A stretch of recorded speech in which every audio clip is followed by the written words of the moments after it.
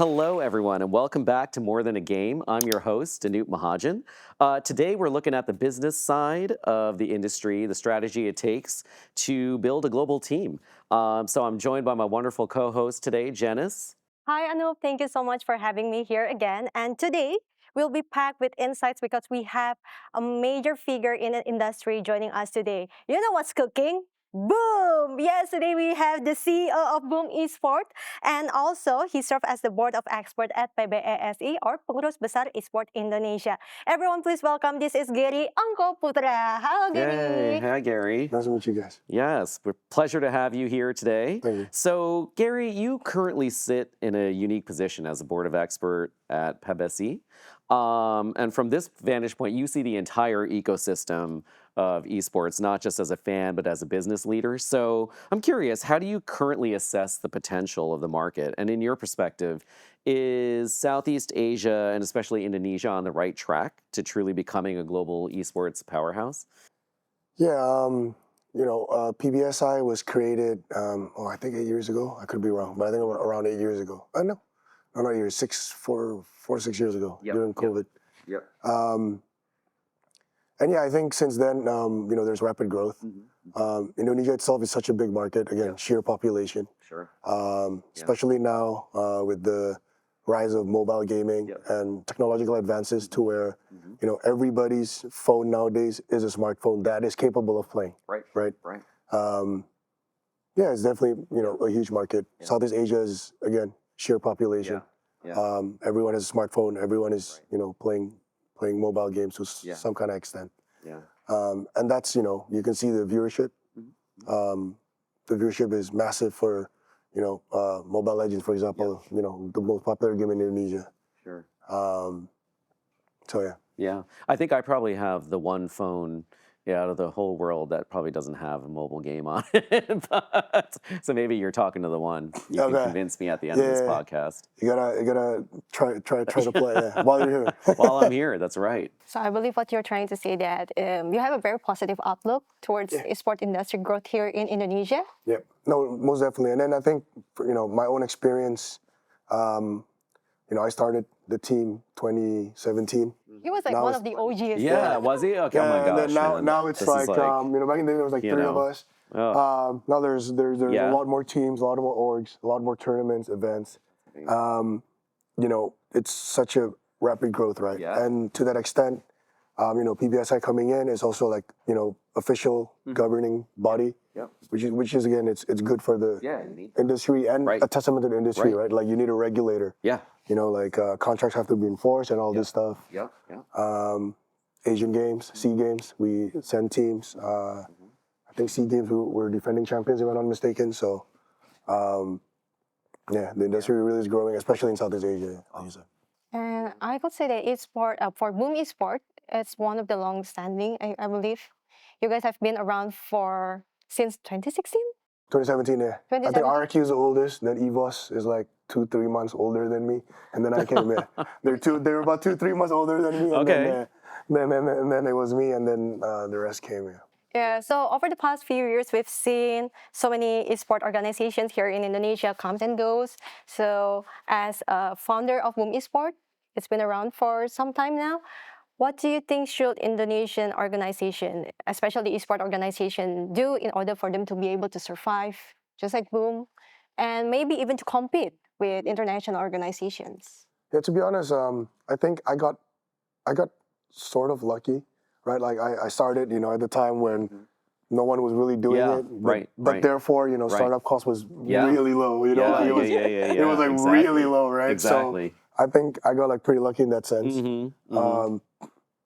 But yeah, I think you got to find your market, right? Yeah. Esports is, I think a lot of misconception people has is like esports, they're comparing it to basketball or to football, for example. But actually the comparison is sports, right? Because every game is like Dota 2, for example. Dota 2 is football. And then League of Legends is tennis.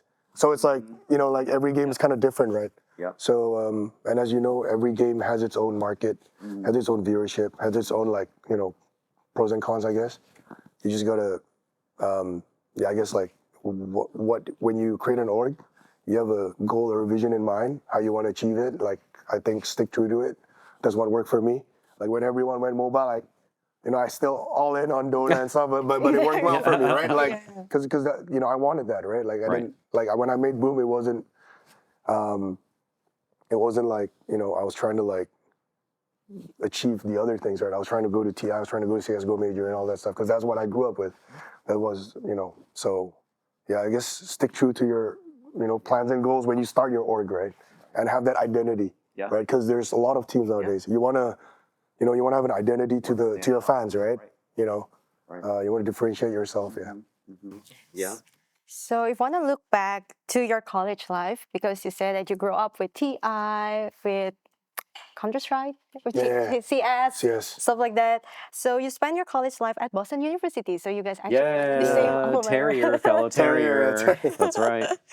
Good school. Good school. Great school. I was wondering, were you already looking at gaming through an economic lens back then, or were you just still a casual gamer, esport enthusiast? Yeah, I think a bit of background. I used to play CS 1.6 competitively in Indo, but you know, that was like, oh my God, like middle school, high school days. So it's been a while. And then, but you know, I've always kind of been into gaming, and I used to watch all the events and stuff. So when I went to the US 2009, I went to the US, and then Boston, stayed there for 8 years. Then I just see like esports really grew in the West, right? Europe and US, it really grew. So I remember like the biggest turning point, well, I guess to answer your question, yes, it did. The biggest turning point was like, I think, well, I can't remember the exact year, but you know, during like 2015 or 2016, there was the first CSGO major, and it was by Turner League. So it was Friday night before an NBA game. So it was like primetime TV, right? In the US, as you might know. And I was like, wow, you know, like they're actually putting a CS match in primetime TV on a Friday night. Like, wow, you know? And I was like, and it was the first $1 million tournament, something like this. And I was like, oh, okay. Esports really growing. And then I thought, hey, if I come back to Indo, I still have some of my friends that, you know, is still playing competitively. I was like, let me see if I can just make a team, make an org. Again, startup cost was super cheap at the time. Because at the time, a lot of the teams were like Cyber Cafe's team, right? So like their sponsorship from orgs were like, you get to play for free. So for me, it was just about getting a place, 2 bunk beds, pretty much, or three bunk beds, 5 computers, and it was like, that's better than the alternative, you know, at the time. So, So coming back here, you kind of flew into the next question, actually. So like after having that amazing education at BU, when you came back to Indonesia, I mean, what was that like final spark, or that initial spark that caused you to kind of say, I'm going to build this here. I'm going to translate this into a global vision and build a local team from scratch. Like, what was that? That spark for you? I think a lot of it was I always thought, I studied economics, right? So did I. Oh, no, Really? Yeah, my major was econ. Nice. And I remember at the time, Indonesia was like, usually population has correlation with GDP, right? But Indonesia at the time was like really, it's a bit skewed, right? And then it just got me thinking, like, you know, we have, I think, the 3rd most population in the world, or 4th, top 3 or top 4, and 250 million people. I was like, in sports, some sports where, you know, it's hard to compete, but that's because, you know, it goes back to like your diet, how your culture and everything. We eat carbs, they eat protein, you know, stuff like that, right? But I just thought, like, hey, if I make a gaming team, like, can I not find 5 people that can go toe-to-toe with the world, assuming I give them the same facilities, right? You're playing at the same computer, same monitors, you know, same technology. Like, there's no disadvantages in that sense. I'm pretty sure I can find 5 people. And then a lot of Indonesians, like, you know, at least, again, at the time, I know we won, like, a lot of physics competition, a lot of math competition in the world, right? So I was like, you know, we got smart people. We got a lot of people. Can I not find 5 that can go toe-to-toe with the world, you know? And again, startup costs is, you know, salary and everything is different. It's like, US and, you know, salary here it's a little more doable. So, you know, I was like, oh, that was kind of like the catalyst. Nice. And like I said, I did have I did still have people that I knew that was still competing competitively locally. So it was like, it was a bit easier to like kind of find players and stuff like that. Yeah. So in a way, you also help them, facilitate them in order for them to grow their hobby into an actual career. I would like to think so. I would like to think so. Right? Dragging them into like. I mean, there was no coercion, but like, I would like to think so. I mean, they came willingly, but yeah, I mean, I hope I played a part in advancing everything. But yeah, I would like to think so. So Boom Esports have a lot of divisions over the past years. So any memorable or your most favorite division actually? Yeah, I think the first kind of like Dota 2 iteration, the first like 5 Indo Dota 2, because Dota 2 is so big for Boom, right? In the history of Boom, we went to TI, 2 TIs. So I think sometimes I get like nostalgic about them. I wouldn't really say it's a team, but I think it's our first gaming house. Yeah, sure. Right? Sure. It was it was pretty small. Yeah. It was 2 floors. We couldn't get internet. We had to like I had to like call a friend to like hook me up with some kind of internet because it was like in the, and it was so funny because the place next to us had internet. Oh, really? They had BizNet, but we didn't. And like we had like this, oh my God, I can't remember, like MyNetCo or just some random like dial-up. It was pretty bad. Yeah. But yeah, like it was just nostalgic because that was our first one. Yeah. That's kind of like where it all happened. Where we started growing, started winning, even though it was local. But it was like kind of like the beginning of everything, right? In Your Dream was there. Virus was there. He's now in Reconix. Yeah, that was the original squad. And then the CS team, Mind Freak, Forsaken, all those people. Yeah. Now they're like global superstars. Mm-hmm. They left me. Yeah, they left me though. Damn it. Yeah, a lot of the teams, the ex-players from, I mean, Mikoto is it's gaining a lot of it's gaining a lot of popularity these days. They call him Migoto. Yeah. Because it's so good. The goat. Oh, the goat. Okay, so the goat. His name is Mikoto. They call him Migoto. I like it. Yeah. He's one of the best players in this game, in the world. Okay. Yeah. So now Boom Esports has obviously become a household name here in Indonesia, but recently we've noticed that you've been taking things a step further by expanding and opening divisions overseas. So what is the main strategy behind this international expansion? Yeah, I think one of the unique things about esports is that, we get to play or compete without, having to travel to stadiums and all that stuff, right? So I never tried to limit myself to like locally or even like just Southeast Asia. So before, we had a Brazilian CSGO team that also had a success. So again, when I made Boom, I always thought about, I wanted to compete or be in the same stage as all these teams I grew up watching, right? The Team Liquids, the Fanatics, all these global, powerhouses. Mm-hmm. And I was like, so to get there, I just want to get the best players.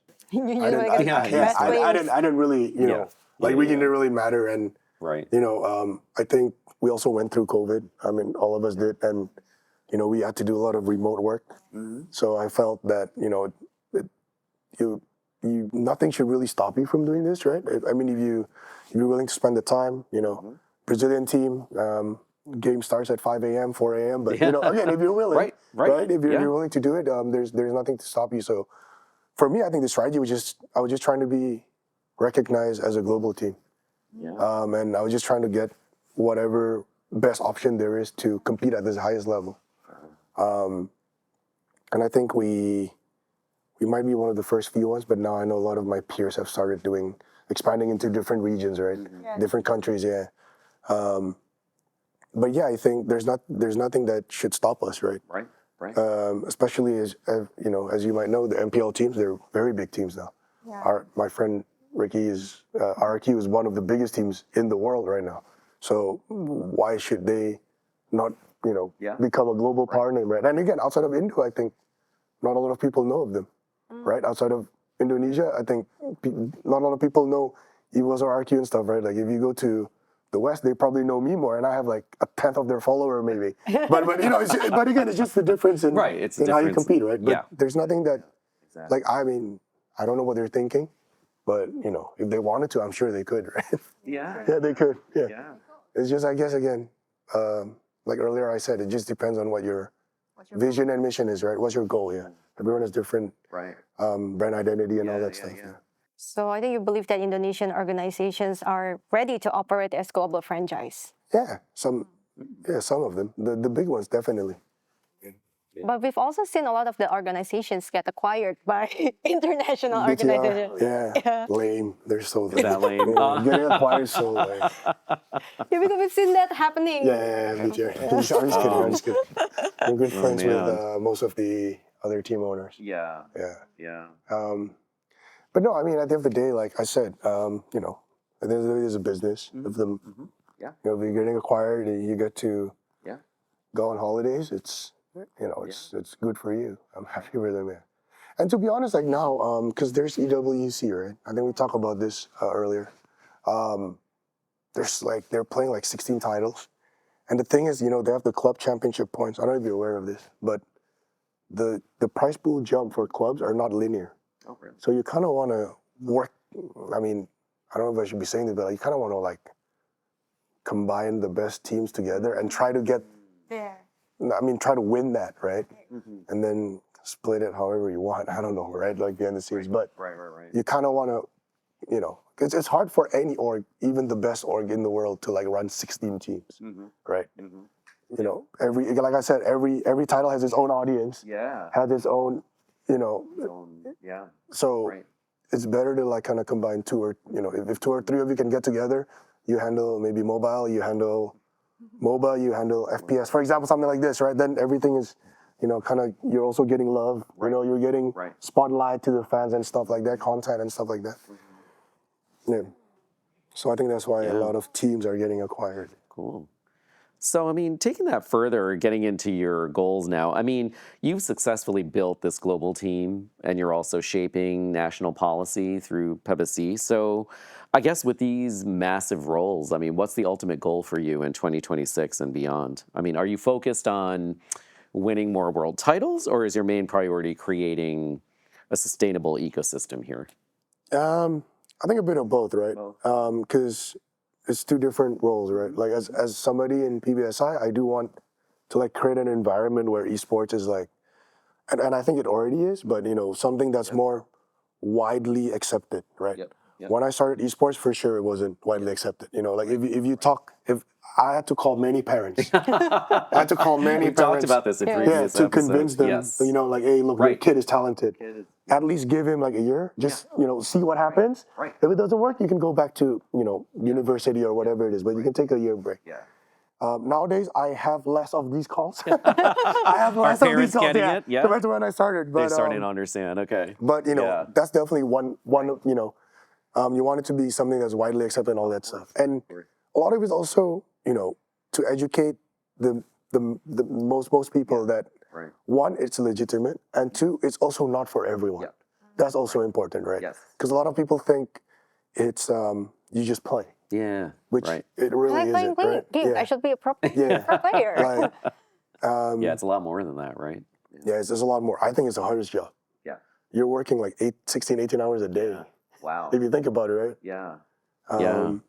Like I mean, what are some of the things, I guess, sorry to interrupt, but I mean, like, for those viewers out there, kind of like me maybe, who don't understand fully still, like, what goes into it, like, describe that. So I'll give you like a normal training day for my players, right? Yeah. So you wake up, whatever. They usually have like a scrim, which is like a practice match against another team. Usually we have 3 to 4 scrims a day. And each scrim is two maps. So about, you know, 2 hours each. So that's already 6 hours of your day. After that, you got about media review. Like you got to go through the replays. What went wrong, what went right, another 2 hours. That takes you to 8, right? 8 hours already, exactly. After that, you got to play solo because you got to practice your skill. All right, you solo queue. Usually we have a rule where like you have to play at least 3 to 4 matches of solo rank queue. Like just solo rank queue to like, you know, practice your skills. Yeah, takes you to 12. And that's like a normal day. That's a normal day, 12 hours. Yeah. Okay. every day. Wow. Right? We have like one day off every Sunday or Monday, depending on what the players want. Right. But that's like a typical training day, right? Wow. And most of the time, they end up playing more than that, right? If you stream, there's another 2-3 hours a day, right? You know, yeah. So I always tell people that if you really want to be a pro player or like do esports, whatever it is, you got to really love it. It's you love it more than your girlfriend.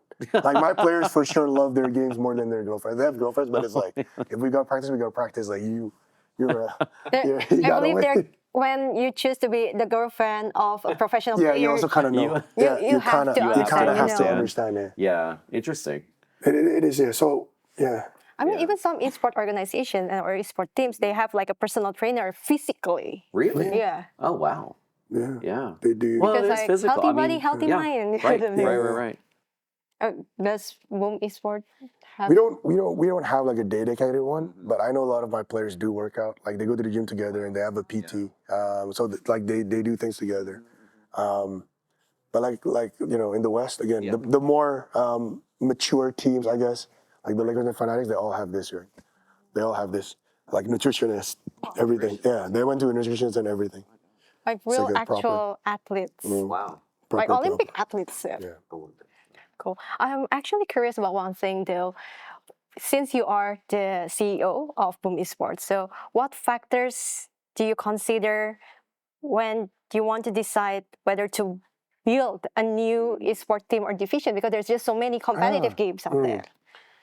I think for me, it's one, you look at the whole market, right? Because again, every game is pretty different. Like Mobile Legends, you know, to be honest, like it's really big in Indonesia and Philippines, but that's kind of it, right? No offense, right? Then you look at Honor of Kings. Everyone kind of make fun of them, like, oh, you know, you're not that big in Southeast Asia. All the Indonesians, you know, a lot of people make fun of it, right? But it's actually the biggest game in the world because it's the biggest game in China. Yes. Right? It is the biggest, it's the number one game in the world. If you look at, you know, if you want to really talk about biggest number, right? But again, pretty non-existent in certain areas of the world, right? And if you look at the, you know, Europe and US, no one really plays mobile gaming because, you know, everyone has a laptop. Is, you know, a bit more developed country, first world country. So you got to look at the opportunity, right? So for example, if I have like a CS opportunity from an Indo team, oh, we're top in Asia or top in Southeast Asia. It's not as attractive as like, oh, I'm top in Europe, right? Because CS is much bigger in Europe, not so big here, right? So it depends on the region. Depends on, it's like, that's one of the factors, like the region, the viewership. Again, at the end of the day, it's a business, right? If I take a CS team here, who's going to sponsor me? No one. Right. To be honest, no one, right? But maybe in Europe, it's different, right? But in Europe, I get like a top, maybe 15 team, there's potential versus like the top 2 team in Asia. You know what I mean? Like it's, so you got to like weigh the pros and cons. Also from an org point of view, right? Are we able to expand to that country, right? There are barriers to entry. Certain, you know, sometimes you got to make a local company. Right. You know, all these little things, right? What is the global roadmap of the tournaments? Sure. So you take all this into account and you kind of make a decision. So what are the metrics that you use to decide whether to keep investing in a certain team or division? I bet a lot of the Boom fans. PNL, I guess. No. I mean, with, a couple of metrics. One is obviously, you know, financially. What is, it's not necessarily PNL, but it's like, what can we get? Right. Versus, like, if we do really well, which you cannot guarantee. At the end of the day, we're competing. Right. You can't guarantee a win. You can't, you know, you don't know what's going to happen. So, but, you know, let's say, you know, realistic expectations with the lineup we have, the roster we have. What's the potential, right? This brand, we hit this brand for this kind of number. Things, whether we hit it or not, but at least we you know, like, oh, this is normal stuff like this. And if it's good, or again, sometimes you lose, or your results are not going your way, but you know, you feel like the team is actually getting there. We're just missing a little piece, maybe a coach, an analyst, or like a little thing, or a change of one player. Just this guy's like sandbagging. If we just replace him, we'll be good. Part of my language, but like, it's like if we just replace this guy, like, we'll be really good. Right. Then it's like, okay, let's try again, another 2-3 months and stuff like that. Yeah. But I think that's how we decide we want to keep on investing or not. And sometimes also with relationship with publishers, like if you're a partner team, obviously there's benefits being a partner team. Then it's much easier to like continue there because that's usually just profit and stuff. Yeah. Okay. So I think esport organization or esport team in Indonesia is actually a very interesting business model, right? It's still quite new in a way here in Indonesia. So a lot of people are wondering. Actually, my followers wanted me to ask you, like, how do esport teams make profit? A lot of them think it's made mainly from the prize pool, right? And what are other ways esport organization can get their revenue stream? Yeah, I think there's a lot of revenue streams, and I also think it depends on how you build the team, right? Like I said, I think a lot of my peers, their business model is very different than mine because they're mobile centric, and I also think mobile and PC gaming is very different as an org. We don't rely on prize pool so much because honestly, prize pool, a lot of it goes to the players. We take like a percentage, but the big chunk goes to the players. Every team is different. I cannot speak for everyone, but from my understanding, the industry standard, I guess, is like, more to the players than for us. But you never know. Sponsorship, we usually take most, if not all. And again, PC gaming, a bit higher. They pay a bit higher than mobile brands. So, there's take and give there. But then again, mobile gaming, more viewership. You get streaming, endorsement deals a bit higher. For the players. Yeah, streaming deals. There was a couple of streaming deals before in the day. Merch sales, right? That's our version of like ticketing, I guess, for a traditional sport is our version of ticketing. Yeah. Merch sales. If you're a very popular team, you're obviously going to sell a lot of merch. Right. But yeah, I think these are like and partnership. Partnership, I think, also pays a lot. Yeah. Right. If you're in a partner league, basically it's a franchise model, right? Then you're getting a cut of everything. But yeah, that's kind of it. Well, Anup, if you've noticed, if you've watched the esport teams in the States compared to Indonesian, I think something unique about esport organization here in Indonesia is the fact that they have brand ambassador. Yeah. This is quite controversial. That's really interesting. Yes. It's controversial, huh? Because really? If your team is good and famous, why do you need a brand ambassador? That is true. Why? Boom has their own ambassador. Yeah, we do have. Do you think it's actually useful to have a brand ambassador? Well, maybe just a bit of like insight, right? Yes. In some of the partnership leagues, we have things that we have to do. Yeah. And therefore, we need to hire extras. Extras, basically, right? Extras. Yeah, that makes sense. No offense to them, but like, we need like hosts. We need hosts to like do certain things. Talents to do certain things, right? So that's why. And then for some other teams, I think is also, again, their business model, right? Beauty. They're expanding to like more, what do you call it? Like mainstream media, right? Like more casual lifestyle kind of target market, not pure esports. You know what I'm trying to say, right? So I think, there's a bit of different strategies and all that stuff, yeah. But I also think, to be honest, like, I can't speak, like if you were to make an esports team today, I don't know what it would take, to be honest. Because like I said, I think I got pretty lucky. I started like pretty, everything was very cheap. It was like, because again, I give you a house, a place to live, a computer to play. A good computer to play is like, that's better than being in a cyber cafe for 20 hours a day, right? Yeah. At the time, so I was I'll go there. Yeah, you'll go to the house, You'll give me like, I think it was like $30 a month. Yeah. Per player. It was very cheap. Right. So very different. Very different. Exactly. Yeah, it's so different. Yeah, today if you want to make it, I think you're thinking, your startup cost is going to be quite high. Again, you can do it, right? Just make sure. I think I also made a lot of mistakes. I think you mentioned it. I used to have like a lot of teams. You definitely need to specialize. Yeah, you need to. Which is so bad of me. Yeah. Economics 101, specialization. Right? Specialization. Economics 101, specialization. Yes, exactly. Yeah, but I didn't do that, right? I went shotgun approach and all that stuff. So, but yeah, I think my recommendation would just be, have a clear vision. What you want to do. What's your goal? Definitely don't do esports if you're just trying to profit. Definitely don't. In my honest opinion, don't.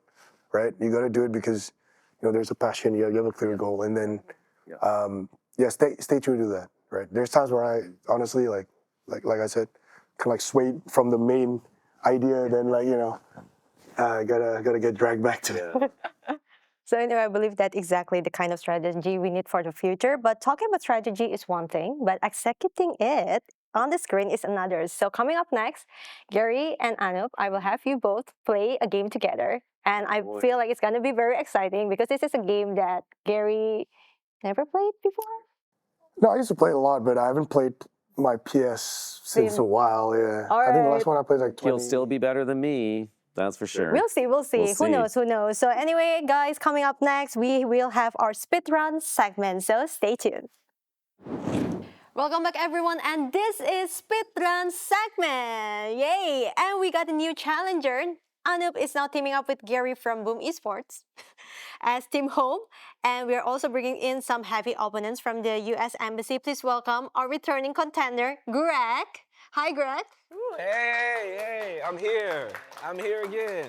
And Greg is teaming up with IG, who is a professional FCEA player. Yay!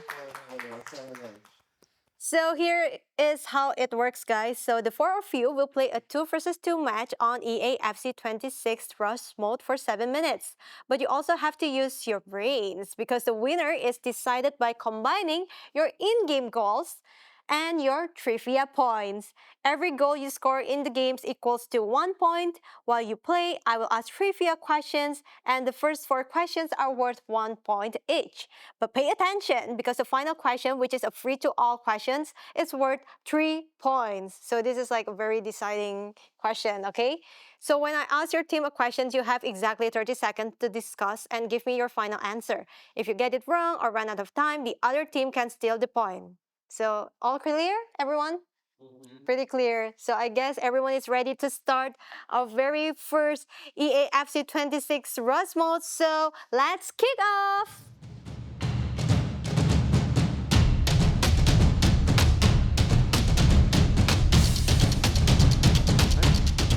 Let's go! All right. Whew, okay. What are we now? Oh, I don't know. Are we? Oh. I don't know where am I? Where am I? Oh, I'm that guy that looks lost. Okay. Yep. Okay. All right. There we go. Oh.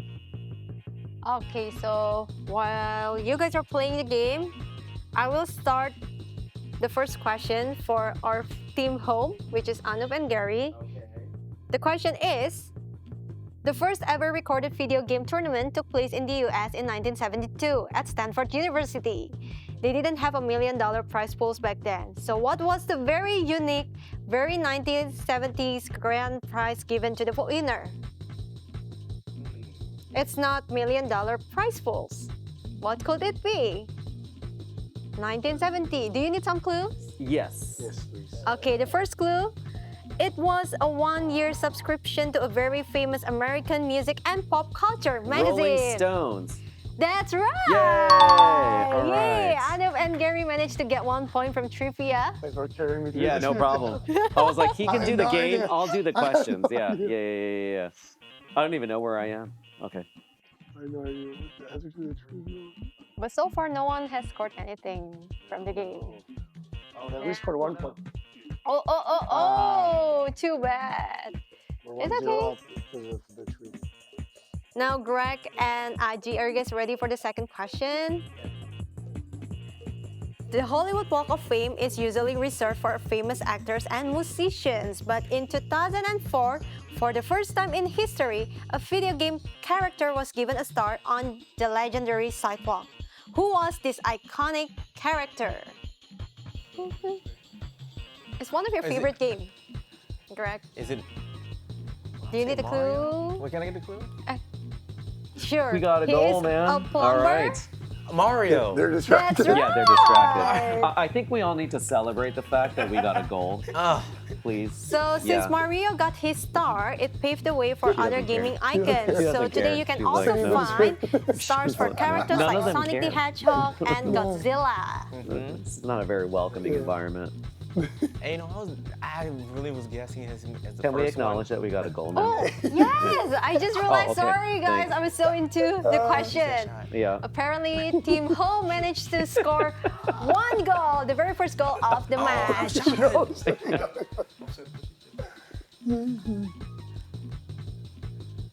This is the FC Pro. I think Anup and Gary is really locked in. That was You guys looking are like it was locked in. going in. Almost, but no. Oh, No, we're just Bostonians. Bostonians are always locked in. yeah, right? Exactly. All right. Who is this? Is this you? Okay. Oh, that's right. Oh, okay. We just have to run out the clock. Yeah, It's yeah, okay yeah, now. yeah. Gary, are you Wait, getting did you guys get competitive? Mario? I said Yes. You Yeah. got it? Yeah. Yeah. This is gaming Oh, we did round. like two Now seconds. you're talking But outside that's okay. of They don't have a sports. goal yet, so we're still leading. We'll fix that. Gary, are you getting competitive? I guess. We'll fix that. we'll be seeing Boom Esports FCEA division. I don't think so. Not out of Indonesia. Uh-oh. Yeah. Ooh. Yeah. There we go. Okay. All right, so moving on to the next question for Team Anup and Gary. Listen up, in 1983, the American video game industry almost collapsed because one specific game was considered so terrible, the company Atari secretly buried thousands of unsold game cartridges in a desert in New Mexico. Which game based on a famous Steven Spielberg alien movie was this? Oh boy, I feel the pressure because I was alive at that time. Famous So, okay, Steven wait. Spielberg I'm probably the alien only one. movie. Oh, E.T. That's right! Yes! I think All you're right. doing great for All this right. trivia section. You know, I'm hitting my stride, man. All right. Yeah. Come on! Yeah. Okay. So fun fact, everyone, for decades, everyone thought this was just an urban legend. But in 2014, Oh my a gosh. documentary crew actually excavated the desert site and found the buried games. So right where the Wow. rumors say they were. So Oh no. it was so bad. Yeah. The game is called I don't think I E.T. lost the Extraterrestrial. I can No, attest I that love game that. was terrible. Was it? That Was game it? was god awful. What? Really? The E.T. movie's overrated too. What was it like? Okay. It was. You ever heard of the game Pong? It's Pong? Pong. Pong. Oh, Pong. Yes. Pong. Pong. It's like a worse version of that where you can barely tell it's E.T. in the game. There's no good level design. It's a really bad looking game. I encourage anyone to look it up. Didn't E.T. get a Hopefully the reboot? game developers that It's- watch this Did podcast. E.T. get a reboot? No, And Steven Spielberg. I hope he doesn't watch this either. I don't think he had anything to do with that. Well, no, I told him that E.T. wasn't great. So now Team I Anup like the movie too. has 3 points, I believe. Yeah. Yeah, we 1 get point extra from the credit. game, 2 Oh. points from No! trivia. Ooh. Uh-oh. No. It's They okay. haven't gotten any, but they haven't gotten any questions, so. Well, they got one. Mario. They Yeah. got they- one. Yeah. Okay. All right, now we're tied. Yeah. Oh no. It's their turn. It's their turn to get a Oh, question. now they're Okay. tied. Ah. Right, so Greg and Aji, this question is for you guys. In the gaming world, a combo is a rapid series of attacks, but this famous mechanic was never actually planned because it was a complete coding glitch. But in 1991, the developers of a legendary arcade fighting game realized a bug that allowed players to link multiple hits together. They were too lazy to fix it and accidentally invented the entire combo system. What is the name of this famous fighting game? Greg, you can do it. Would I famous thing? Would you like some clue? Just one. Just I have one, an okay. idea, but I just need one clue. It features iconic characters like Ryu Oh. and Ken. Tekken. Street Fighter. Tekken. which Street Fighter? Street Fighter 2. That's Oh my right. gosh. So Is yeah. it famous? Street Fighter fact. 2. Is Street Fighter? So I guess that's the first time I'm sorry combo to- is he's a big, actually He's really a big- I recognized know. as Fighting part of the games. game. Oh, man. Even though in the beginning it was only a coding glitch. So, my God, go away. what's happening? I was just reading the question and gosh, now go away, go Team away. away. Okay. Oh. That's how you Manage- have Hadouken. Shoryuken. Wow, it's 2-1 All the now. classic phrases. The new movie's coming out soon. Yeah. Releasing a new 50 Cent is Balrog. Yeah, with John No Cena. clue. With Okay. Where am So I? I guess now it really comes down to whoever gets Uncle this doesn't know what's trivia going on. question. This Okay. one is like first come first serve. So Is this a anyone freebie? who Okay. knows the answer, Okay. you have to like raise your hand. Not raise your hand. You guys are playing the console. You guys just I let could raise my like hand. me. I don't know what I'm doing. Okay. So if you know the answer, you can get 3 points for this Okay. trivia. Do we just shout it or do we just? Yeah, you just shout. Okay. Shout the answer. Okay. Okay. Final questions for 3 points. This is the perfect crossover between esports and the embassy. In 2013, the US government made history by granting the first P1A athlete visas, the exact same visas given to NBA and NFL players to professional gamers coming to America. Which specific video game were these international players competing in? Ding ding ding ding ding ding ding. Anyone? FIFA? 2013. 2013. 2013? 2013. Clue. Oh, did we It get a goal? is a massive Okay. MOBA game developed by the American studio Riot Games. Oh. League of Legends? That's Yeah. right. Oh. Yes, Gary, you got it right. It's League Thank of you, Gary. Legends, or known as I didn't do LOL. anything. LOL. I think I was actually in. Wait, who uni. just? Was that that during uni? Man. The year? When did they give it up? Yeah, 2013. Yeah, yeah, So that was that's right. fine. So that was League of Got a Legends. goal, too. Yeah. But Gary was faster. But we're 3 goals. So- out. Three Yeah, goals yeah, out. now we're 2 goals out. Yeah. So We're 2 3 goals out. points Yeah, goes yeah, to yeah. Okay. Anup and Gary. Okay. So now Aji and Greg, you guys have to catch up. Oh, you guys got 3 points They have a minute. already. We got a Yeah. point. I think we're okay. Where are we? Okay. All So- right. I don't know. Okay. What's the current standing? 2, 3. 2, 3. 5 points for Anup and Gary, Ooh, and okay, we got to get this one. Okay. 5 points too How from come? Greg. How? How? How is it possible? 7 points for Anup and Gary, Yeah, and that's Greg. more like it. And how much for us? Greg and That's Anup. right. Because of the 3 points. That's right. So in That's order for you guys right. to win, you guys have to East score Coast. like Where's the pro another player? The pro player. The pro right. player. Oh, 3 no. goals. Who just did that? Oh, man. Aji. Now 7-6. 7 and 6. 7 and 6. So they're catching up, man. Yeah, yeah. All right. we They're got it. catching We got up, this, we got guys. this, we got this. Okay, all right. We got. Which way are we going now? So Right side, anyway, right fun side, fact, same side, same everyone. side. So the very first Okay, we- person to receive this P1A athlete visa was a Canadian League of Legends player named Danny Sipster Lee, approved back on May 29, 2013. That historic decision from the US government officially legitimized gamers as real athletes and changed the general public views in the industry. Yeah. Yeah. All right, so Okay. now it all comes Wait, down to the game Oh, because Oh, yeah, yeah. we've Oh. ran out of No, the no, no. trivia Yeah. questions Yeah. and all right. Okay, We're we're keeping it equal. on the right side, Yeah. though. Okay. Will Who's Greg that? Okay. and Here's me. Aji manage you, to okay. score another goal? Okay. I'm ready. Oh. Oh, And no. Oh, tie no. their Yes. points Offside. with It's over. Yeah. Yes. It's We won. You won the battle, but we won the war. Oh, they won the man. battle. Yeah, but we won the war. We won the war. So after calculating the points, the winner of the speedrun segment is, drum rolls, Anup and Gary. Coast. Oh. Boston. Boston on Can we top. hear I a know, few it's words so- from the winning team? Well, I should leave that to the expert. Do you have any winning? Or be better, actually. Yeah. But, Oh. But, yeah. East Coast is better. Oh, you can keep your cold. You guys are too pampered and like, yeah, you know, yeah, like I mean, Oh. know your facts. no Oh, snows. God. You know, Train This yourself guy- in negative Yeah, degree, like, you know. Oh, Negative God. weather. Stay over there. Yeah. Stay over in the cold. We don't need it. So We'll go Greg- back to our beach. So anyway, Greg, this time you failed to get your redemption arc. So know, do you I have didn't get my anything to redemption say arc. to Failed. Anup? That's right. There's always next time. There's always Getting next better. time. So it's So by two episode. back to back. There's always next time. There's always next time. We'll There's see. We'll always see. next time. You brought a FIFA Pro. I know. Oh, but you guys did win. They did win. Yeah. See, But they lost the war. They did Well, win. he's a Yeah. Street Fighter player, so I mean, So let's anyway, get these thank you fighting so games out much. here. Fighting Fighting game games. excellence. Thank you so much, everyone, for playing with us. Thank you, Aji, Greg, Gary, and of course, Anup. And that's the final whistle that wraps up our speedrun segment. So let's get back to our final segment.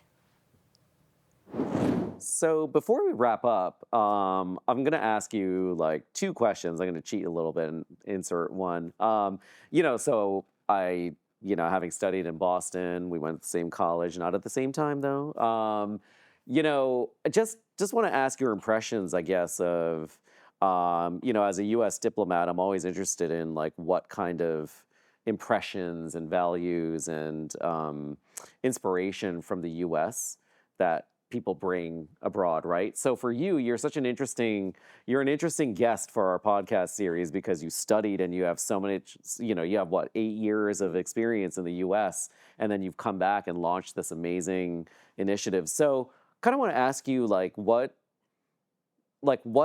of the US, like what spirit, what kind of what inspired you about the US that that you kind of apply now here in Indonesia? Like what did you take with you? There was a lot of things. I think I also mentioned, to you, maybe off camera, that I grew up also Americanized and just is very Americanized. Right? Yes, yeah. One of the things is definitely like bluntness. Yeah. Or honesty. Yeah. Which I think is a good thing. Yeah. When I first started Boom, I think a lot of people were kind of shocked because I think maybe in here you're more reserved. Like you try to say things in a nice way. Yes. Whereas in the U.S., you're just we're like direct. Direct and honesty, right? Yeah. Say it as it is. Say it as it is. So right. I kind of like had that personality, and it kind of shocked a lot of my workers in the beginning. They were like, whoa, like this dude, yeah. But I think it's a good thing, right? Again, you save a lot of time. Right. No hard feelings. Yeah. Which I think as you might know, a lot of Indonesians, we sometimes take it to heart when it's just business and this is different, right? Like just a different so thing. Again, bluntness, being direct. I think another thing that I personally take with me is like not anything related to esports, but just kind of like I think a lot of Asians are pretty materialistic. But in the US, I think everyone's we're just in our hoodies in the winter, we're just chilling. Like it doesn't matter who you are, we're all wearing New England Patriots jerseys, hoodies. Right. So, Everyone's just kind of doing their own. That was kind of Yeah. And I think from how I grew up, it was quite different. Yeah. But, It is quite different. That was, I think, a good lesson. But I think you probably carry. I mean, now, you're like a combo of like American and Indonesian, and what. On a fun fact, not related to esports, I guess, is what food do you miss the most from the U.S.? Chipotle. Chipotle. All right, there's a good endorsement. Chipotle for sure. Oh man, Chipotle is the best. I used to eat that so many times. So well, good. Thank you for sharing that. I guess before we wrap up, what's your final piece of advice for young people out there who want to build a career in esports, and especially those looking to get into the business aspect of it? Yeah, I think if you want to start a team, like I said, have a clear goal of what you want to do. Really do an in-depth study, right? Yeah. Don't just be like, hey, I wanna make a team. So right. There's a lot of games. There's a lot of, and every game is gonna have a different audience, a different, ways to be successful, right? So make sure you really understand that aspect of things. I think one piece of advice, or one thing I learned, is that if you really love what you do, you end up working hard without realizing you're working hard. Yeah, this is what my friends and family tells me, right? Yeah. Like they're like, oh man, like you've been working so hard, and I'm like, I don't feel it. Yeah. But I do work like some back in the day, like 16, 18 hours a day, right? But I just don't feel it because for me it's like I'm enjoying, right? Right. When I'm doing this, I'm enjoying talking about esports. Yeah. Right. It's not really work, but exactly. if you don't enjoy it, you'll be like, I have that 2-hour podcast meeting. You know what I'm trying to say? Right. But for me, it's like I have that 2 hours of fun talk, right? Yeah. So, exactly. I think make sure you really like it. Yeah. And focus on the goal. Don't get swayed in the middle, right? There's going to be a lot of temptations, right? That's right. Good and bad, right?